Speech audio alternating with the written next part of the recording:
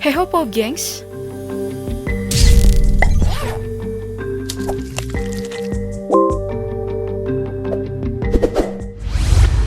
Kamu mungkin gak peduli sama kasus Bjorka yang marak dibicarakan belakangan ini. Tapi kamu harus peduli dampak yang bisa dihasilkan atas kasus kebocoran data itu. Salah satunya adalah kamu bisa jadi korban scamming alias penipuan. Bayangin aja, sejak Januari sampai September ini sudah ada 7 kasus kebocoran data di tanah air. Ngeri banget kan? Biar kamu lebih waspada, kali ini aku akan bagiin berbagai kasus scammer yang berhasil meraup keuntungan miliaran rupiah. Simak sampai habis ya.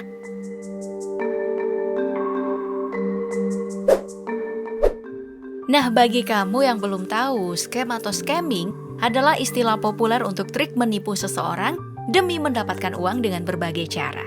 Ada beberapa jenis scamming yang dikenal, mulai dari auction fraud, catfish, phishing, donation scam, cold call scam, chain mail, dan online survey scam. Ciri-cirinya itu mulai dari mengaku dari pihak berwenang atau organisasi yang kamu kenal. Ada juga yang menginfokan masalah atau menawarkan hadiah, lalu menuntut untuk segera bertindak dengan memberi instruksi untuk melakukan pembayaran. Kasus scamming yang cukup menghebohkan di tahun 2017 lalu adalah kasus Sagar Shegi Thakkar yang disebut-sebut sebagai dalang perampokan terbesar di India. Hebatnya lagi, korban pria yang baru berusia 24 tahun kala itu adalah ribuan orang di Amrik sono. Modusnya dengan mengaku-ngaku sebagai penagih utang pajak dan mengancam mereka akan ditangkap, deportasi, hukum penjara, dan denda jika tidak segera membayar. Saking jagonya nih doi bisa menghasilkan uang sampai 10 juta dolar atau sekitar 14 miliar rupiah dalam seminggu. Bayangin aja, gimana banyaknya duit yang dihasilkan selama 14 bulan beraksi. Totalnya nih, ada 6.500 orang yang menjadi korbannya. Ia pun segera ditangkap bersama beberapa komplotannya pada bulan April 2017 lalu. Dan mendapat hukuman hingga 15 tahun. Syukurin!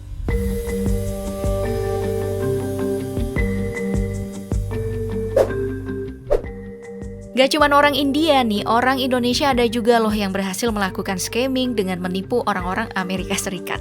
Ini orang Amrik kirain udah kebal ya, ternyata gampang ketipu juga. Jadi 2 hacker yang udah ditangkap dan dihukum 9 tahun penjara ini menggunakan modus membuat situs palsu yang desain dan isinya mirip banget sama website resmi milik pemerintahan Amerika Serikat. Nah, website itulah yang digunakan untuk mengelabui sekitar 30.000 warga yang terdampak pandemi COVID-19 di Amerika Serikat. Ya, karena emang lagi butuh bantuan, jadilah mereka menyerahkan data-data pribadi yang dibutuhkan secara sukarela. Data yang terkumpul inilah yang digunakan hacker untuk mencairkan bansos COVID-19 kepada pemerintah Amerika Serikat. Setelah cair, bukannya disalurkan ke warga Amerika Serikat nih, tapi masuk ke kantong pribadi para hacker itu. Gak tanggung-tanggung loh ya, kerugian untuk kasus ini mencapai 800 miliar rupiah. Alhasil, FBI yang turun tangan langsung bekerja sama dengan Polda Jatim untuk meringkus para hacker yang katanya sih kemungkinan ada warga Amerika Serikat sendiri yang terlibat di kasus ini.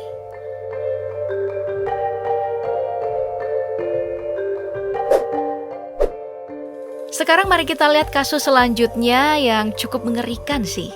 Jadi Melissa Keddick ini adalah seorang penasehat keuangan yang berhasil meyakinkan sekitar 73 orang, termasuk orang tuanya sendiri, untuk melakukan skema Ponzi alias investasi bodong senilai kurang dari 253 miliar rupiah.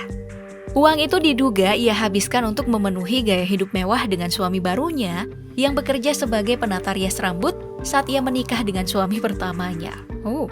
Saat penyelidikan berlangsung, ia tiba-tiba menghilang, kabur dari rumah pada 12 November 2020. Dan tiba-tiba 3 bulan kemudian, polisi menemukan potongan kaki mengenakan sepatu kets itu telah membusuk di pantai Bournda, Australia. Potongan kaki itu diduga milik perempuan asal Sydney tersebut. Namun pencarian Melissa Keddick masih belum berakhir.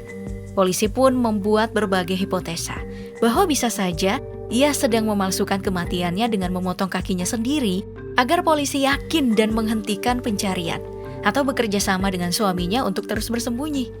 Duh, segitunya ya, penuh totalitas.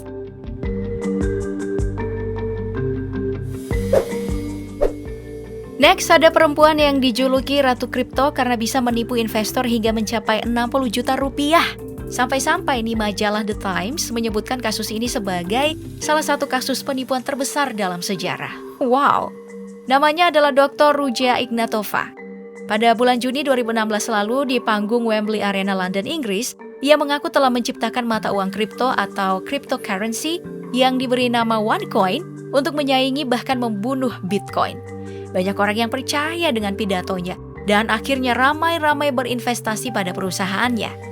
Nggak taunya ternyata sejak tahun 2012 nih, dia ini udah beberapa kali terlibat kasus penipuan dan sempat lolos terus.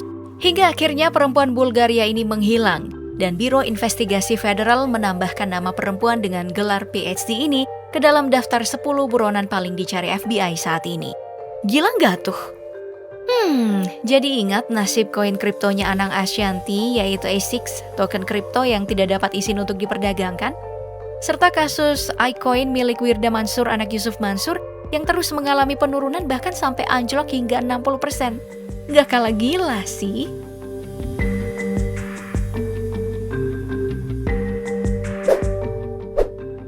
Sama gilanya dengan sosialita palsu asal Jerman ini.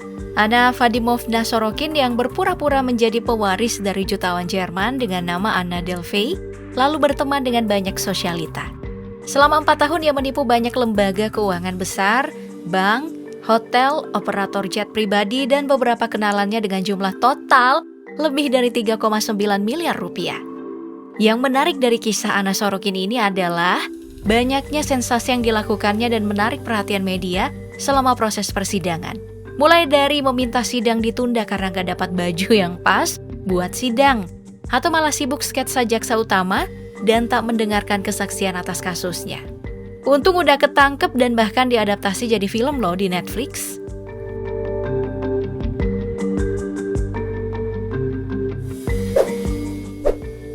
Kasus yang juga akhirnya menginspirasi Netflix hingga menjadi film dokumenter berjudul The Tinder Swindler yang berhasil meraup jutaan dolar dari cewek-cewek yang menjadi korbannya lewat aplikasi Tinder. Setelah dihitung, total hasil penipuannya itu mencapai 148 miliar rupiah. Dengan modal tampang dan gaya hidup ala Crazy Rich, Simon memang bisa dengan mudah mendapatkan pacar di berbagai negara, seperti Norwegia, Swedia, Inggris, Jerman, dan Denmark, yang rela meminjamkan kartu kredit dan memberikan pinjaman uang untuk Simon. Hingga akhirnya dia pun ditangkap oleh polisi Yunani di tahun 2019 karena menggunakan paspor palsu lalu dideportasi kembali ke Israel. Di Israel ia dijatuhi hukuman 15 bulan penjara atas dakwaan penipuan, pencurian, dan pemalsuan dokumen.